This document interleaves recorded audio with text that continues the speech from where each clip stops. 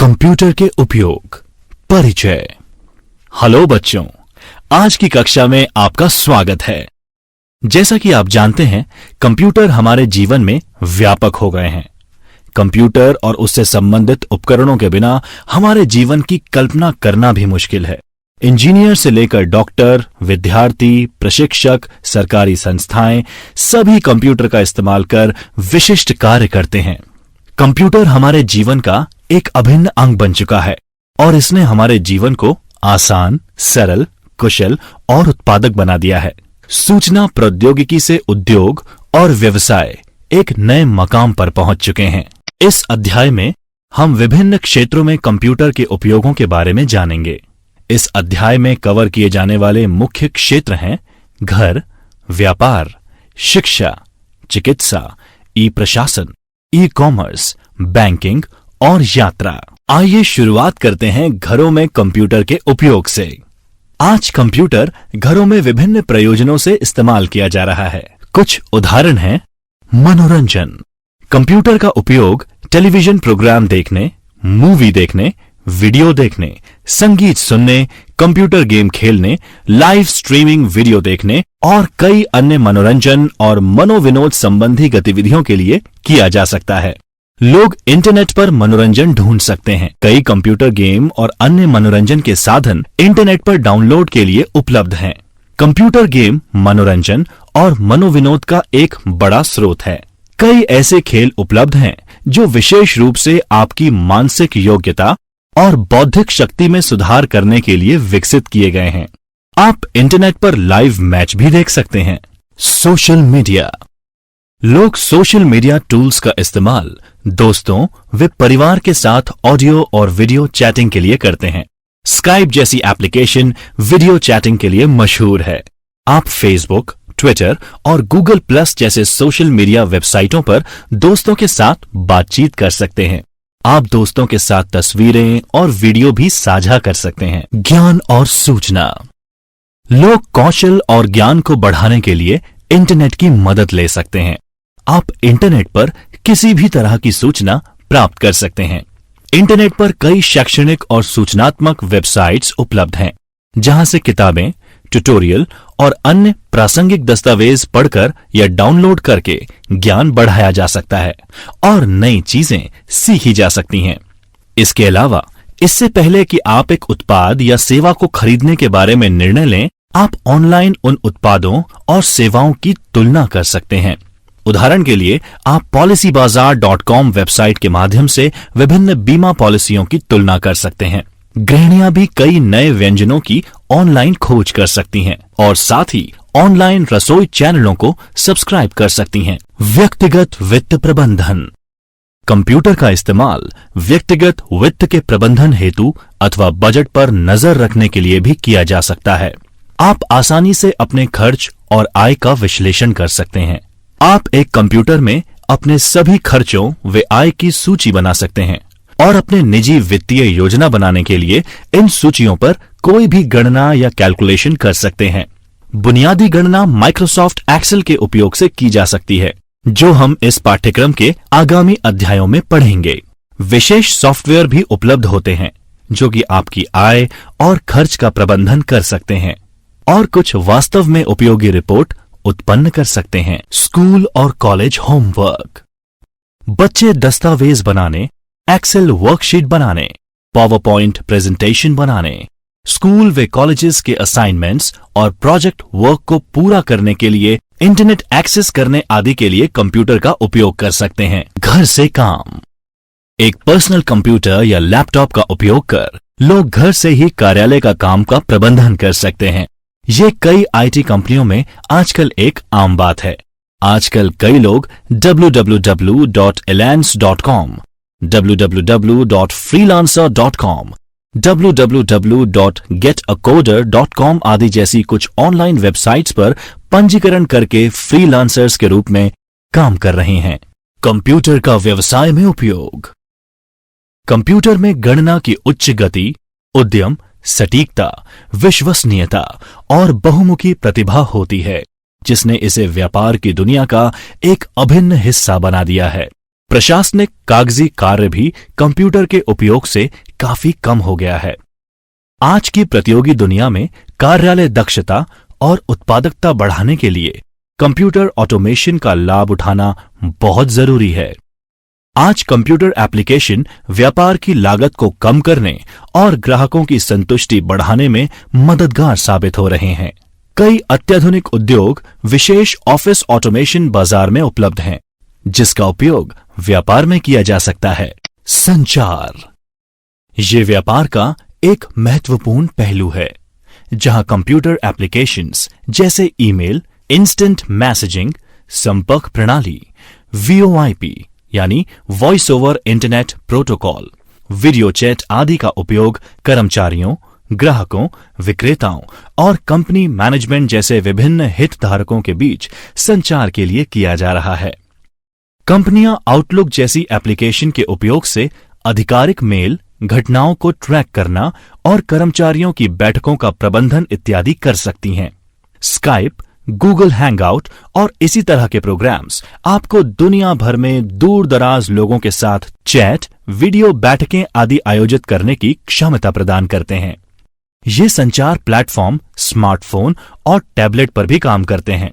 उन्नत कंप्यूटरीकृत phone system यानी IVR interactive voice responses support को ऑटोमेट करने की सुविधा देता है, जिसमें एक वर्चुअल ऑपरेटर कॉल करने वाले ग्राहकों को सही विभाग से तुरंत संपर्क कराकर बेहतर व तेज सपोर्ट देने में मदद करता है। बिक्री एवं विपणन कंप्यूटर एप्लीकेशन व्यवसायों में योजना बनाने, लागू करने, बिक्री और विपणन गतिविधियों यानी सेल्स एंड मार्केटिंग को ट्रैक और रिपोर्ट करने में सहायक हैं।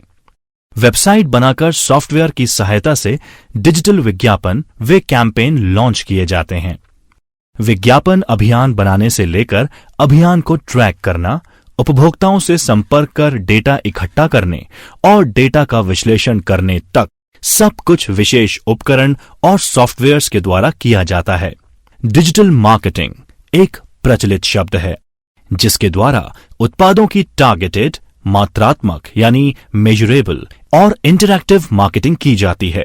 वे डिजिटल तकनीक को इस्तेमाल करके उपभोक्ताओं तक पहुंचकर उपभोक्ताओं को बरकरार रखने की कोशिश की जाती है। इसका मुख्य उद्देश्य ब्रांड्स को बढ़ावा देने, वरीयता के निर्माण और विभिन्न डिजिटल मार्केटिंग तकनीक और चैनल्स के माध्यम से बिक्री बढ़ाना है। डिजिटल मार्केटिंग में मोबाइल और पारंपरिक टीवी और रेडियो के अलावा इंटरनेट को मुख्य प्रचार माध्यम के रूप में उपयोग में लिया जाता है। कुछ इस्तेमाल होने वाले ऑनलाइन चैनल्स निम्न प्रकार से हैं: affiliate marketing, display advertising, email marketing, search marketing, social media, social networking, game advertising और वीडियो एडवर्टाइजिंग। वित्त एवं मानव संसाधन आमतौर पर कंपनीज के स्वचालित वित्त यानी फाइनेंस और मानव संसाधन यानी ह्यूमन रिसोर्सेज, जिसे HR भी कहा जाता है, कार्यों को संभालने के लिए ERP यानी एंटरप्राइज रिसोर्स प्लानिंग पैकेजों का उपयोग किया जाता है। इन पैकेजेस में वित्तीय लेखांकन, सामान्य खाता बही की तरह सभी महत्वपूर्ण कार्यों जैसे प्राप्य खातों, देय खातों, कराधान संपत्ति लेखांकन, पेरोल, भर्ती, लाभ, प्रदर्शन और कर्मचारी मूल्यांकन आदि का ख्याल रखा जाता है। मानव संसाधन प्रबंधकों के लिए रिपोर्ट की सुविधा भी होती है, ताकि विशिष्ट कर्मचारियों का प्रोफाइल उनके माध्यम से उत्पन्न किया जा सके। वित्त और मानव संसाधन के अलावा ERP मॉड्यूल में बिक्री, योजना, इन्वेंट्री, संचालन और प्रशासन भी समाहित होते हैं। शिक्षा और प्रशिक्षण व्यापार जगत कर्मचारियों को शिक्षित करने के लिए कंप्यूटर्स का उपयोग प्रक्रियाओं, तकनीकी विषयों, व्यावसायिक विषयों, कंपनी की नीतियों, मानक प्रक्रियाओं और सुरक्षा को समझाने के लिए करता है। कंप्यूटर का उपयोग कर्मचारियों को ई-लर्निंग प्लेटफॉर्म एवं ई-कंटेंट का उपयोग करके शिक्षित करने व प्रशिक्षित करने में किया जाता है, जिससे कर्मचारी अपने स्वयं की ट्रेनिंग व जगह खुद पसंद करके अपनी गति से सीख सकता है। ऑनलाइन आकलन द्वारा तुरंत प्रमाणित भी किया जा सकता है। स्टॉक एक्सचेंज शेयर बाजार व्यवसायियों के लिए एक महत्वपूर्ण स्थान है। विभिन्न शेयर बाजारों में बोली लगाने की प्रक्रिया का संचालन करने के लिए कंप्यूटर का उपयोग किया जाता है। शेयर दलाल सभी व्यापारिक गतिविधियों को इलेक्ट्रॉनिक रूप में ही निष्पादित करते हैं। वे उस कंप्यूटर के साथ कनेक्ट करते हैं जहां दलाल विक्रेताओं को खरीदारों से कनेक्ट करते हैं। ये लागत कम कर देता है क्योंकि इन गतिविधियों का संचालन करने के लिए फिर कोई कागज या विशेष कार्यालय की स्थापना की आवश्यकता रह ही नहीं जाती। शिक्षा के क्षेत्र में कंप्यूटर का प्रयोग। कंप्यूटर ने शिक्षा के क्षेत्र को पूरी तरह से बदल कर रख दिया है और शिक्षा प्रदान करने के लिए कई नए रास्ते खोल दिए हैं। Smart class. आज परंपरागत कक्षाओं को आधुनिक स्मार्ट कक्षाओं में परिवर्तित किया जा रहा है। शिक्षक छात्रों को पढ़ाने के लिए इंटरैक्टिव मीडिया, चित्र, वीडियो, एनिमेशन, प्रस्तुतियों, सिम्युलेटेड कंटेंट और स्मार्ट सामग्री का उपयोग कर रहे हैं। ये छात्रों को अवधारणाएं यानी कॉन्सेप्ट्स को समझाने और एक लंबे समय के लिए ज्ञान बरकरार रखने में मदद करता है। इसके अतिरिक्त स्कूल ईआरपी का इस्तेमाल शिक्षकों और छात्रों की गतिविधियों व प्रदर्शन को ट्रैक करने, ऑटोमेटेड स्कोर कार्ड उत्पन्न करने और विभिन्न स्तरों पर प्रदर्शन का विश्लेषण कर स्कूल प्रशासन की गतिविधियों में मदद करने के लिए किया जाता है। ऑनलाइन शिक्षा। कंप्यूटर ने पारंपरिक शिक्षा प्रणाली को मजबूत बनाने के अलावा एक नई शिक्षा प्रतिमान ऑनलाइन शिक्षा को जन्म दिया है, जिसके द्वारा शैक्षणिक प्रमाण पत्र, डिप्लोमा और डिग्री कोर्सेज किए जा रहे हैं।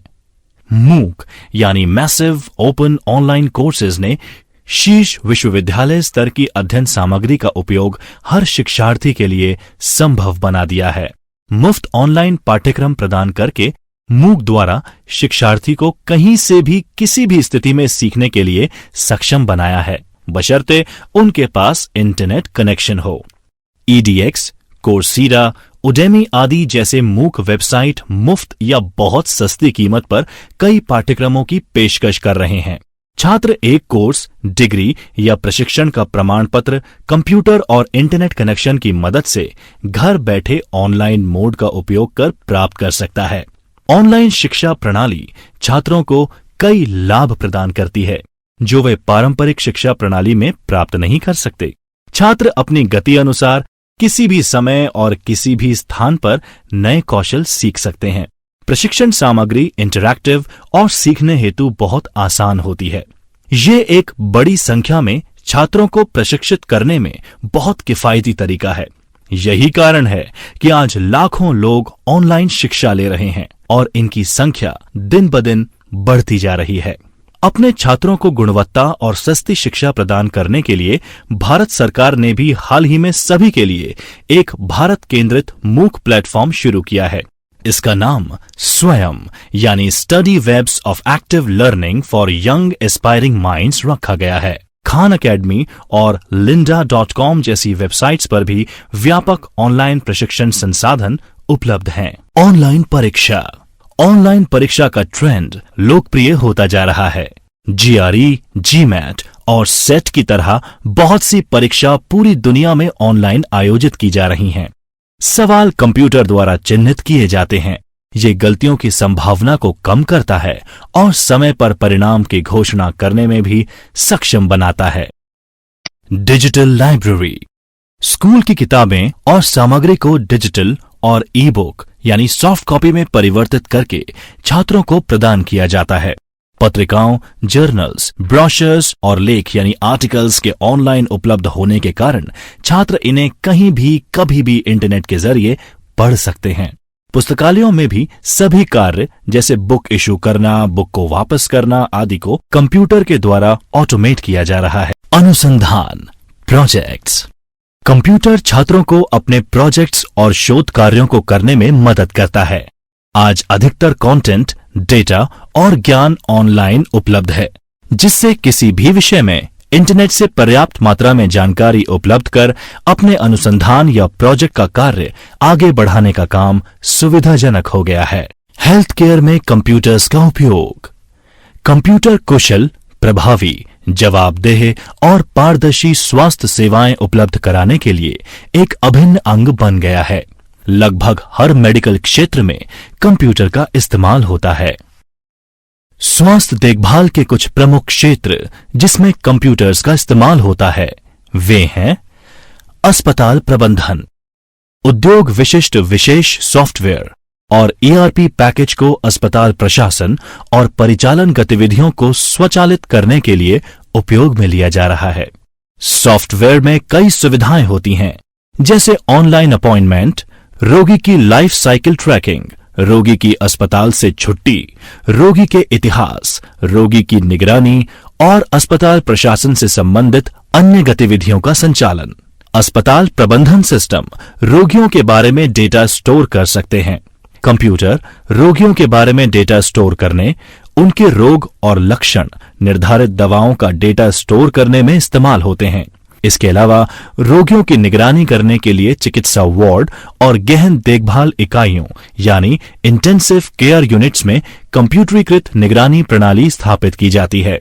कंप्यूटर इन पद्धतियों से नाड़ी, रक्तचाप और शरीर के तापमान की निगरानी कर सकते हैं और किसी भी गंभीर स्थितियों के बारे में मेडिकल स्टाफ को सचेत कर सकते हैं। Medical labs. कंप्यूटर ने मेडिकल टेस्ट जैसे रक्त, मूत्र, ऊतकों, तरल पदार्थ आदि को स्वचालित कर सटीक बनाया है एवं टेस्ट की गुणवत्ता में वृद्धि की है। आज ऐसी स्वचालित मशीनें उपलब्ध हैं जो मेडिकल परीक्षण बड़े पैमाने पर सटीकता के साथ तेजी से कर सकती हैं। अब उपलब्ध उपकरणों से आप घर पर भी स्वास्थ्य की निगरानी कर सकते हैं। उदाहरण के लिए रक्तचाप और मधुमेह की निगरानी बाजार में उपलब्ध डिजिटल उपकरणों से घर पर आसानी से की जा सकती है। शल्य चिकित्सा, सर्जरी। कंप्यूटर से आधुनिक मशीनों को न्यूनतम इन्वेसिव सर्जरी के लिए तैयार किया जाता है। इस तरह की सर्जरीज में सिर्फ एक छोटा सा चीरा लगाकर रोगी के शरीर के अंदर एक छोटा सा शल्य उपकरण जिसमें कैमरा संलग्न होता है को डाला जाता है। इससे मरीज को एक बड़े शल्य घाव की जटिलताओं को भुगतना नहीं पड़ता और ये शरीर को हुए नुकसान को भी कम करने में मदद करता है। इन न्यूनतम इन्वेसिव उपकरणों से डॉक्टर मरीज के शरीर के अंदर की इमेजेस को बाहर रिले कर देख पाता है, जो एक डॉक्टर को एक अच्छी शल्य चिकित्सा यानी सर्जरी करने में मदद करता है। कंप्यूटरीकृत रोबोटिक्स डॉक्टर्स को उसी कमरे में व्यक्तिगत रूप से मौजूद रहे बिना मरीजों की सर्जरी करने में मदद करता है। कंप्यूटर नियंत्रित इस तरह की सर्जरी से डॉक्टर रोगियों के जीवन को कई मील दूर से बचा सकता है, जो अन्यथा संभव नहीं हो सकता है।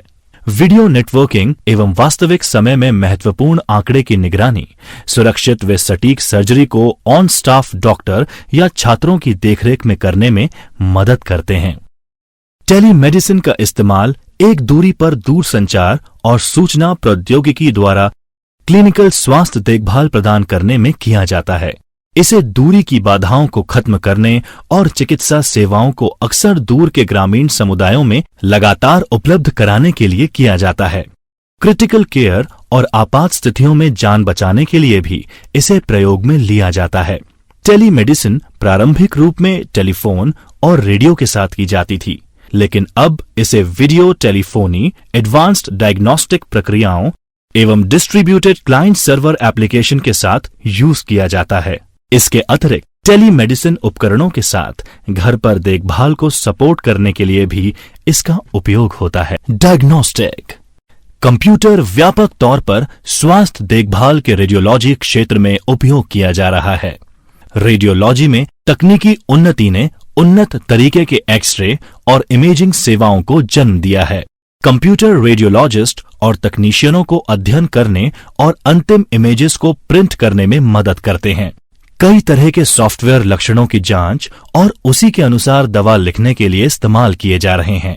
सिटी स्कैन, ईसीजी और अन्य मेडिकल जांचों के लिए जटिल सिस्टम का उपयोग किया जाता है। एक्सरे और सिटी स्कैन यानी कंप्यूटेड टोमोग्राफी विकिरण का उपयोग कर एक मरीज की आंतरिक संरचना की इमेजेस निकालकर असामान्यताओं को खोजने के लिए किया जाता है। एक तरीके से देखा जाए तो एक्सरे रोगी की आंतरिक संरचना को देखने की अनुमति देते हैं। दूसरी तरफ सिटी स्कैन कंप्यूटर प्रौद्योगिकी का उपयोग कर कई एक्सरे इमेजेस निकालता है। जिसमें कई 2 आयामी एक्सरे इमेजेस होते हैं। उन्हें वह एक बहुआयामी तस्वीर में बदलकर डॉक्टर्स को निदान करने में मदद करता है। इन एकल एक्सरे को कंप्यूटर प्रोग्राम द्वारा संगठित किया जाता है, जो रोगी के आंतरिक संरचना को सटीक दिखाते हैं। मैग्नेटिक रेजोनेंस इमेजिंग, जो सामान्यतः एमआरआई के रूप में जाना जाता है, एक शक्तिशाली चुंबकीय क्षेत्र का उपयोग कर रोगी की आंतरिक संरचना और गतिविधि मैप करने की प्रक्रिया है। एमआरआई विकिरण का उपयोग किए बिना शरीर में मुलायम ऊतकों यानी सॉफ्ट टिश्यूज की विस्तृत इमेज निकालने के लिए प्रयोग किया जाता है। शरीर की जैव विद्युत गतिविधि का एमआरआई मशीन द्वारा पता लगाया जाता है और एक कंप्यूटर में फीड किया जाता है, जो स्कैन किए गए क्षेत्र की संरचना का पता लगाकर एक 3 आयामी प्रस्तुति कर डॉक्टर को उसकी संरचना के बारे में विस्तृत जानकारी प्रदान करता है। यह डॉक्टर्स को बिना इन्वेसिव सर्जरी के रोगियों में शारीरिक और परिचालन दोषों की खोज करने में मदद करता है। फार्मा सूचना प्रणाली। कंप्यूटर दवा लेबल, समाप्ति तिथि, हानिकारक दवाओं के साइड इफेक्ट्स आदि की जानकारी चेक कर सकते हैं। कंप्यूटर का ई गवर्नेंस में उपयोग। आज पूरी दुनिया की सरकारें प्रभावी ई गवर्नेंस का एक बेहतर तंत्र बनाने के लिए कंप्यूटर को उपयोग में ले रही हैं। ई गवर्नेंस सूचना और संचार प्रौद्योगिकी यानी आईसीटी को इस्तेमाल करके सरकारी सेवाओं को पहुंचाने, सूचना संचार लेन देन के आदान प्रदान, विभिन्न स्टैंड अलोन प्रणालियों और सेवाओं के एकीकरण, सरकार से नागरिकों यानी G2C, सरकार से बिजनेस यानी G2B, सरकार से कर्मचारी यानी G2E, सरकार से सरकार यानी G2G के साथ ही पूरे सरकारी तंत्र के अंदर इंटरैक्शन का एक फ्रेमवर्क है। ई गवर्नेंस के माध्यम से सरकार एक कुशल, जवाबदेह, तेज और पारदर्शी तरीके से सरकारी सेवाएं नागरिकों को देने की कोशिश की जा रही है। तकनीकी प्रगति, कंप्यूटरीकरण, इंटरनेट कनेक्टिविटी उपलब्धता की वजह से हाल के वर्षों में भारत में केंद्र और राज्य सरकारों ने बड़े स्तर पर ई गवर्नेंस के प्रोजेक्ट्स शुरू किए हैं। Government to citizen G2C। Bharat में विभिन्न ई गवर्नेंस की पहल को दर्शाते कुछ उदाहरण हैं। रेलवे पूछताछ और आरक्षण प्रणाली www.irctc.co.in। IRCTC यानी Indian railway catering and tourism corporation e governance के क्षेत्र में अग्रणी है और अपने यात्रियों के लिए सबसे अधिक जटिल प्रणालियों में से एक ऑनलाइन आरक्षण प्रणाली डिजाइन कर लागू की है। IRCTC की वेबसाइट के माध्यम से उपयोगकर्ता यात्रा की योजना, टिकट बुक करने, रद्द करने तथा SMS और ईमेल पर नियमित रूप से अपडेट प्राप्त कर सकते हैं। पासपोर्ट सेवा परियोजना www.passportindia.gov.in। भारतीय नागरिकों के लिए सबसे अच्छा अनुभव प्रदान करने के लिए भारत में पासपोर्ट और संबंधित सेवाओं में काफी बदलाव लाया गया है। इससे भारत सरकार एक विश्वसनीय, सुविधाजनक और पारदर्शी तरीके से पासपोर्ट सेवाएं देने के लिए सक्षम है, वह भी परिभाषित सेवा स्तर के अनुसार। आधार कार्ड UIDAI.gov.in। आधार UIDAI द्वारा भारत के निवासियों के लिए जारी की गई एक विशिष्ट पहचान संख्या है। UIDAI देश के निवासियों का एक डेटाबेस मेंटेन करता है, जिसमें बायोमेट्रिक, जनसांख्यिकी और अन्य डेटा होता है। भारत में केंद्र और राज्य सरकारों के विभिन्न विभाग नागरिक सेवाओं में सुधार के लिए आधार कार्ड का उपयोग कर रहे हैं। सरकारी हकों जैसे नरेगा, सामाजिक सुरक्षा पेंशन आदि का वितरण केंद्र या राज्य सरकार द्वारा आधार कार्ड पर आधारित प्रमाणीकरण से किया जा रहा है। Pan card tin.nsdl.com/pan। इस पोर्टल के माध्यम से नागरिक पैन कार्ड संबंधी कई सेवाओं का लाभ उठा सकते हैं, जैसे पैन कार्ड के लिए आवेदन, उनके आवेदन की स्थिति जानना, पैन कार्ड के विवरण में परिवर्तन हेतु अनुरोध करना, पैन कार्ड पुनर्मुद्रण आदि। राजस्थान में ई-मित्र e-mitra.gov.in। ई-मित्र शहर और गांव में ई-मित्र कियोस्क के माध्यम से राज्य सरकार के विभिन्न विभागों से संबंधित सेवाओं को राज्य सरकार के नागरिकों को प्रदान करने की एकीकृत परियोजना है।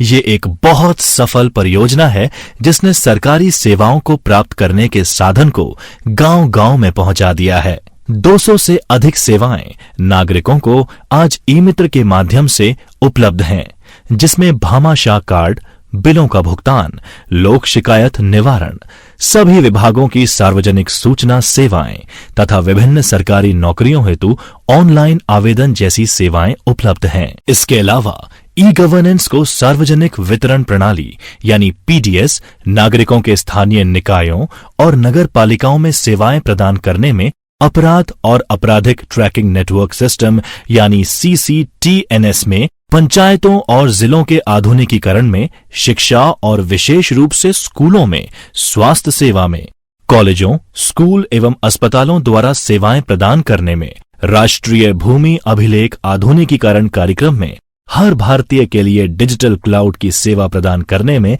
इस्तेमाल किया जा रहा है। Government to business, G2B, e procurement.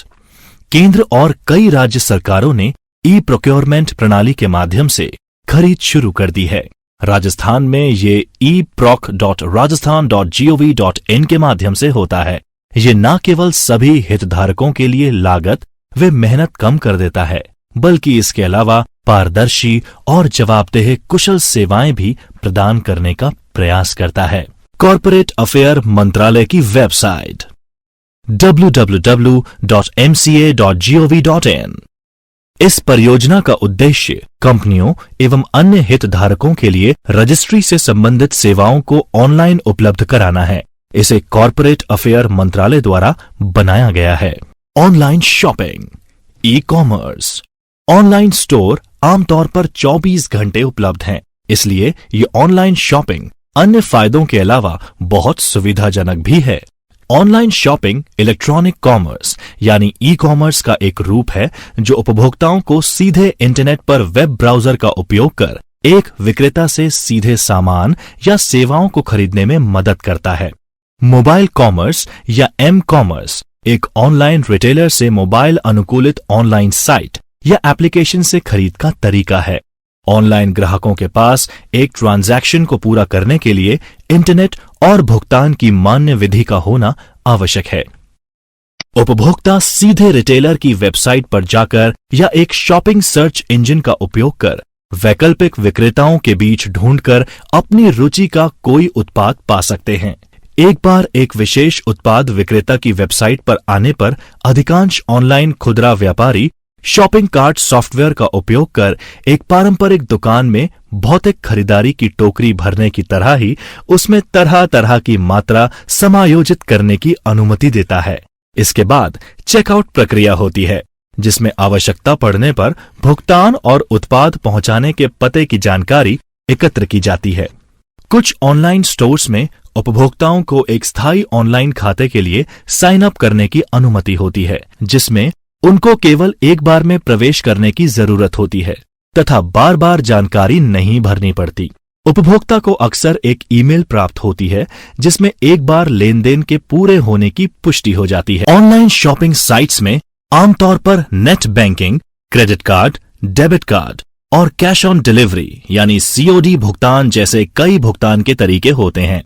कुछ लोकप्रिय ऑनलाइन शॉपिंग वेबसाइट्स हैं Amazon, Snapdeal, Flipkart, eBay, Paytm सभी तरह के प्रोडक्ट्स के लिए, जबोंग, मिंत्रा लाइफस्टाइल और फैशन प्रोडक्ट्स के लिए, paper fry, urban leather furniture के लिए, फर्स्ट क्राई बेबी ऑय बच्चों की खरीदी के लिए। बैंकिंग में कंप्यूटर का उपयोग। बैंकिंग उद्योग जगत आईटी क्रांति के साथ पूरी तरह से बदल गया है। अब व्यापक रूप से बैंकों में कंप्यूटर उपयोग किया जाता है। कंप्यूटर रिकॉर्ड रखने और ग्राहकों के खातों को मेंटेन रखने के लिए बैंकों में उपयोग किया जाता है। अधिकांश बैंक एटीएम की सुविधा प्रदान करते हैं। ग्राहक दिन के किसी भी समय उसके बैंक या किसी अन्य बैंक की किसी भी शाखा से एटीएम कार्ड के माध्यम से पैसा निकाल सकते हैं। इंटरनेट बैंकिंग एक इलेक्ट्रॉनिक भुगतान प्रणाली है जिसमें बैंकों, बीमा कंपनियों, वित्तीय दलालों जैसे वित्तीय संस्थानों के ग्राहकों को वित्तीय लेन देन करने की अनुमति होती है। उदाहरण के लिए भुगतान के हस्तांतरण, बिल का भुगतान, बीमा प्रीमियम भरना, बैंक स्टेटमेंट देखना आदि। ये सुविधा bank, virtual bank, credit union या बिल्डिंग सोसाइटी द्वारा एक वेबसाइट के माध्यम से दी जाती है। आमतौर पर सभी बैंकों और वित्तीय संस्थानों द्वारा अपने सभी ग्राहकों को ऑनलाइन बैंकिंग सुविधाएं उपलब्ध कराई जाती हैं। इंटरनेट बैंकिंग का उपयोग करने के लिए एक ग्राहक को वित्तीय संस्थानों के साथ रजिस्टर होकर क्रेडेंशियल प्राप्त करने की आवश्यकता होती है, जिसमें आमतौर पर यूजर आईडी, पासवर्ड और ग्राहक के पहचान के सत्यापन यानी वेरिफिकेशन के लिए अन्य जानकारी शामिल है। आज वित्तीय संस्थान एक सुरक्षित वेबसाइट का इस्तेमाल करने के अलावा उसे और सुरक्षित बनाने के लिए अतिरिक्त सुरक्षा क्रेडेंशियल के रूप में एक ओटीपी यानी ग्राहक के पंजीकृत मोबाइल नंबर पर भेजा वन टाइम पासवर्ड का उपयोग करते हैं। इंटरनेट बैंकिंग का उपयोग करने के लिए एक ग्राहक को वित्तीय संस्थानों की सुरक्षित वेबसाइट को उपयोग करने की आवश्यकता होती है और वेबसाइट पर क्रेडेंशियल्स डालकर सभी आवश्यक सेवाओं को एक्सेस किया जा सकता है। आमतौर पर वित्तीय संस्थान ग्राहकों द्वारा किए गए लेन देन का आमतौर पर ग्राहक निम्नलिखित गतिविधियां इंटरनेट बैंकिंग के माध्यम से कर सकते हैं। खाते की शेष राशि को देखना, हाल ही के लेन देन यानी मिनी और पूर्ण स्टेटमेंट देखना और एक्सेल, पीडीएफ आदि कई स्वरूपों में स्टेटमेंट को डाउनलोड करना।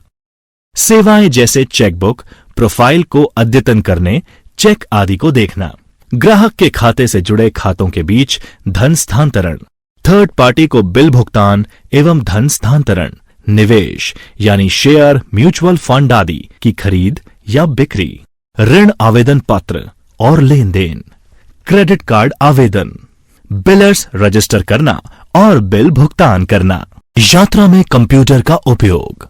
आजकल बस, सड़क मार्ग या ट्रेन से यात्रा कंप्यूटर पर ऑनलाइन बुकिंग के साथ शुरू होती है।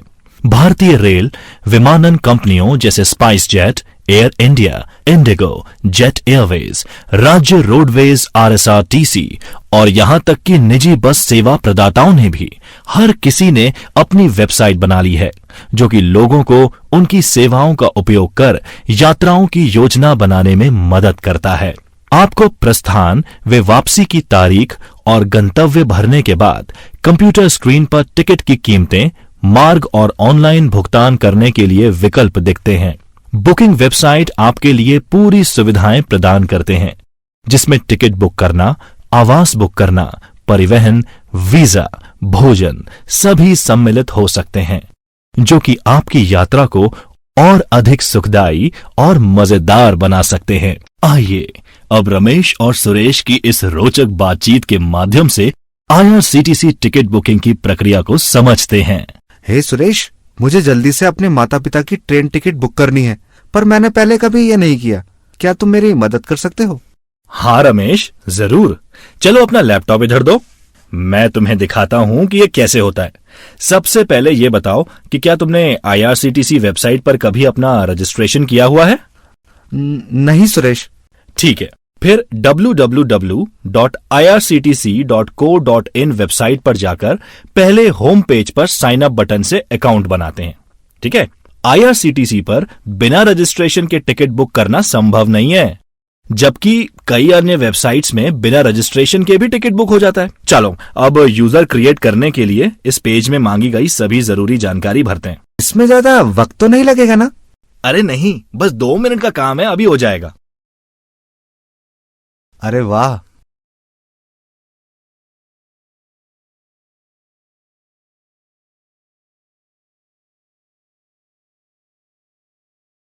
मुझे इस महीने की 21 तारीख को जयपुर से उदयपुर और 25 को उदयपुर से वापसी की टिकट बुक करानी है। ठीक है, रुको। हमें पहले एक तरफ की ई टिकट बुक करनी होगी और उसके बाद वापसी की टिकट अलग से करनी होगी। पर मैंने सुना है कि वापसी की टिकट भी साथ ही बुक हो जाती है। हाँ, कुछ एयरलाइंस वेबसाइट पर आने और जाने की टिकट साथ में बुक हो जाती है, पर आईआरसीटीसी पर ऐसा नहीं होता। ओह, ऐसा है क्या? ये हमने यात्रा का विवरण भरा और सबमिट बटन पर क्लिक किया। अब तुम दाईं ओर उपलब्ध ट्रेनों की लिस्ट देख सकते हो। तुम अपने समय सुविधा के अनुसार वे टिकट उपलब्धता के आधार पर ट्रेन का चयन कर सकते हो। बढ़िया। इस वाली ट्रेन में सीट बुक कर दो, जयपुर उदयपुर सुपरफास्ट में स्लीपर क्लास में। ओके, ये मैंने ट्रेन के सामने स्लीपर क्लास पर क्लिक किया और तुम देख सकते हो कि ऊपर उपलब्धता की स्थिति दिखाई दे रही है। टिकट उपलब्ध है, बहुत बढ़िया, फटाफट बुक कर लो। ये मैंने बुक नाउ पर क्लिक किया। अगली स्क्रीन पर हमें यात्रा का विवरण जैसे नाम, उम्र, जेंडर इत्यादि डालना होगा और इसके अलावा हम अपनी सीट वरीयता भी देख सकते हैं जैसे लोअर, अपर, मिडिल इत्यादि। क्या टिकट में कुछ छूट भी होती है? छूट कुछ श्रेणियों के लिए उपलब्ध होती है जैसे विशेष योग्यजन, वरिष्ठ नागरिक इत्यादि। मैंने अंकल आंटी का विवरण दर्ज कर दिया है। अब नेक्स्ट पर क्लिक कर भुगतान के लिए आगे बढ़ते हैं। आगे बढ़ने से पहले एक बार यात्रा का विवरण और उपलब्धता की स्थिति को चेक कर लो भाई। हाँ, सब बिल्कुल सही लग रहा है। ठीक है, फिर अब तुम अपना भुगतान का तरीका चुन सकते हो। तुम credit card, debit card, internet banking या पेटीएम, मोबीविक इत्यादि वॉलेट्स के इस्तेमाल से भुगतान कर सकते हो।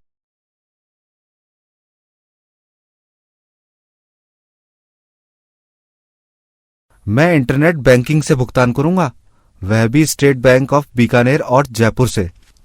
ओके, अब अपने इंटरनेट बैंकिंग के लॉगिन विवरण डालकर भुगतान करो। सफल भुगतान के बाद ये दोबारा अपने आप IRCTC वेबसाइट पर चला जाएगा और तुम्हें एक SMS प्राप्त होगा जिसमें PNR, टिकट की स्थिति, किराया इत्यादि की जानकारी होगी। हाँ, मुझे मैसेज मिल गया, अभी पापा को फॉरवर्ड कर देता हूँ। थैंक्स दोस्त। रमेश, अब मुझे लगता है कि वापसी की टिकट तुम अपने आप ही बुक कर लोगे। हाँ, अब मैं बहुत कॉन्फिडेंट महसूस कर रहा हूँ। यह तो बहुत आसान था। मैं इस तरह से अब किसी भी वेबसाइट पर टिकट बुक कर सकता हूँ, यहाँ तक कि मैं इसे अपने माता पिता को भी बुक करके दिखा सकता हूँ। एक बार फिर से थैंक्स। संक्षिप्त में कहा जाए तो आज कंप्यूटर का उपयोग केवल कुछ क्षेत्रों तक ही सीमित नहीं है, ये व्यापक हो गया है। कंप्यूटर के बिना किसी भी उद्योग या क्षेत्र में कुशल सेवाएं प्रदान करना या उत्पादकता बढ़ाने की कल्पना करना मुश्किल है। साथ ही कंप्यूटर काफी हद तक सुरक्षा बलों द्वारा भी इस्तेमाल किया जा रहा है। आधुनिक टैंक, मिसाइल, हथियार आदि कंप्यूटरीकृत नियंत्रण प्रणाली पर कार्यरत हैं। कुछ सैन्य क्षेत्र जहां एक कंप्यूटर इस्तेमाल किया गया है वे हैं मिसाइल नियंत्रण, सैन्य संचार, सैन्य अभियान और योजना, स्मार्ट हथियार इत्यादि। कंप्यूटर निम्न क्षेत्रों में भी इस्तेमाल किया जा रहा है। निजी यात्रा और यात्रा उद्योग, मौसम पूर्वानुमान, रिटेल और सुपरमार्केट, रिमोट सेंसिंग, परिवहन, मीडिया और मनोरंजन, डिजाइन एवं विनिर्माण, सेवा उद्योग, एयरलाइंस, एरोस्पेस, अंतरिक्ष कार्यक्रम, रत्न एवं आभूषण, अनुसंधान और आर्टिफिशियल इंटेलिजेंस। तो छात्रों, अब हम आपके लिए लाए हैं कुछ मजेदार रोचक लर्निंग गेम्स। शुरू करने से पहले दिए गए निर्देश जरूर पढ़ें।